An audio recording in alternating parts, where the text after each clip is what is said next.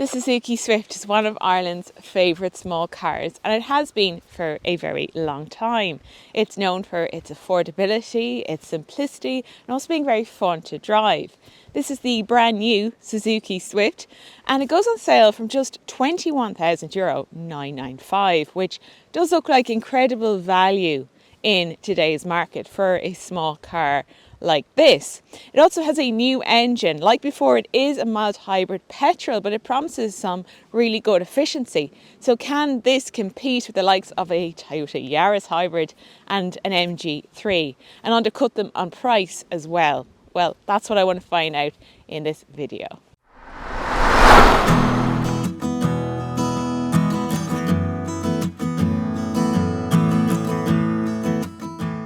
It's still pretty much the same size as it was before, so it hasn't gotten that much bigger.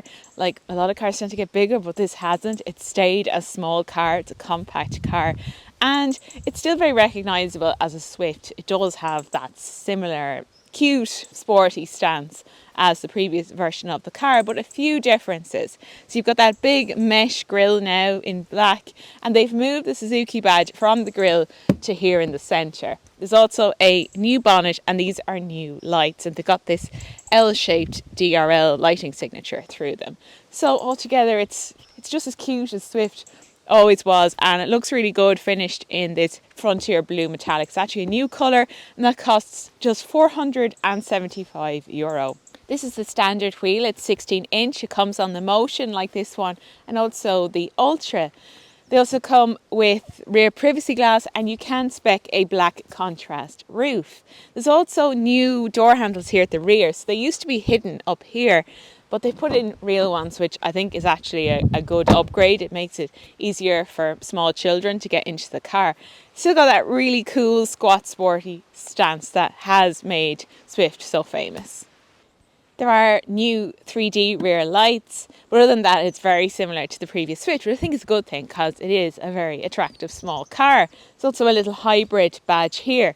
Now let's check out practicality. So it's 265 litres, which is not massive for a small car like this, but it is not too far off the likes of the Toyota Yaris hybrid, the Renault Clio hybrid, and also the MG3 when it comes to the outright volume. Now this is quite high, so it gives it depth, but you will have to lift things over this lip. You will fit a few suitcases in there, and you can also let down the rear seat. So it's not bad at all, but it's not huge either. It depends really on what your needs are. So what's it like here in the back? Well, not too bad at all, even for adults like me. So that's set in my driving position, and I've got generous knee room here. That seat is let back a bit, but there's still space there for someone to sit quite comfortably. There's a middle seat also and its own seat belt, but it's quite a narrow car, so it won't be the most comfortable. It's pretty sparse on amenities as well. Now there is a cup holder here in the centre. There's also space for a bottle in each of the doors. There's no centre armrest. You wouldn't really expect that in a small car, and there's no pockets here in the back of the seats. The other thing I noticed is that there's no lights either, so at night when you open the doors to the car, it's completely pitch black in the back of this car. There is ISOFIX on the two outer seats, so you can fit child seats. The previous Swift was starting to feel quite dated inside, lots of hard scratchy plastics, but this is a massive upgrade. This car is made in Japan. The fit and finish is really solid. There are still hard plastics, but it's all really well disguised. You've got this very attractive two-tone colour scheme as well. So altogether, I really like this. Now it is still quite traditional, so you do have the analog dials. You also have a proper mechanical handbrake. I feel like I'm 17 and I'm learning how to drive again. A 5-speed manual.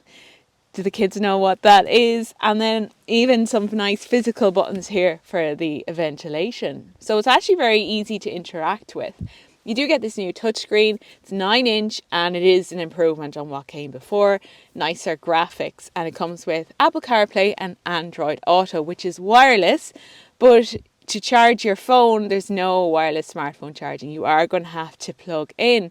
So there is USB-A and USB-C. So there is plenty of charging options in this car.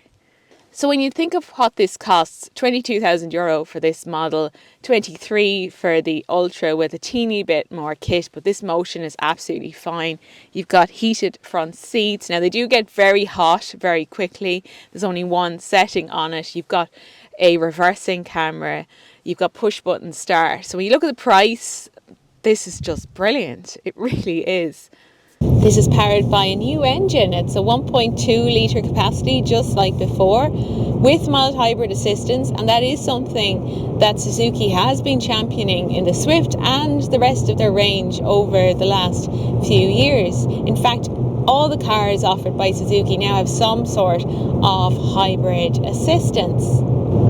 It's gone from being a 4-cylinder engine, now just 3 cylinders, and you can get it with a 5-speed manual. That's standard, or the option of a CVT. But I would say unless you really need an automatic, to stick with the 5-speed manual, because it is so much fun to drive. It keeps the costs down as well. You've got a nice short throw, and it's a very engaging car to drive. It grips the road nicely. There's a real mechanical feel to it that's missing from a lot of modern cars.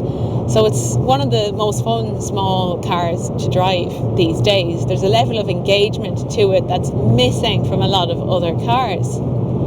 It's got 82 horsepower, so it's a modest amount of power. That's pretty much the same as it was before. A little bit more torque. It is responsive through the gears, but it's not a hugely fast car. 0 to 100 is 12.5 seconds. It's absolutely fine around town. It feels nippy and swift.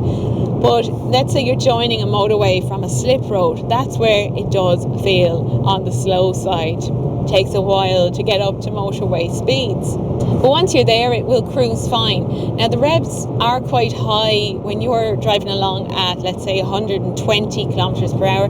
The revs are up at about 3,000 RPM. It could do with an extra gear, but I think with the packaging of the car and the space available, it's actually not possible for them to upgrade to a 6-speed.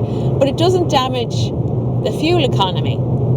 So at the moment, I'm averaging 4.5 litres per 100 kilometres. And that's just as good, if not better, than some hybrid small cars. So think Toyota Yaris hybrid, Renault Clio hybrid, MG3. This is just as efficient as those cars. And it's a very simple mild hybrid setup. There's no complexity to this car. So when you look at the price of it and also the amount of kit on the car, you can see why it's just such a good option among small cars. And it's just won Irish compact car of the year from a jury, including this reviewer right here. So it gets the critics' choice. Comfort-wise, you will know you're driving a small car. You can feel the road underneath you, but at the same time, it's not too stiff, it's not too brittle either. You're not being tossed around in here. It does get noisier when you're out on the motorway from road and wind noise, but generally it's fine. Again, when you look at the price and what you're getting with this car, there's loads of standard safety features. You've got blind spot monitoring, there's traffic sign recognition and adaptive cruise control. So it has all the gear that you need. It's really good value. It's hard to beat the Suzuki Swift. So that's all from the cabin of the new Swift. You can read more over on changinglanes.ie, and I left a link in the description below the video. So thanks for watching, and I'll see you soon.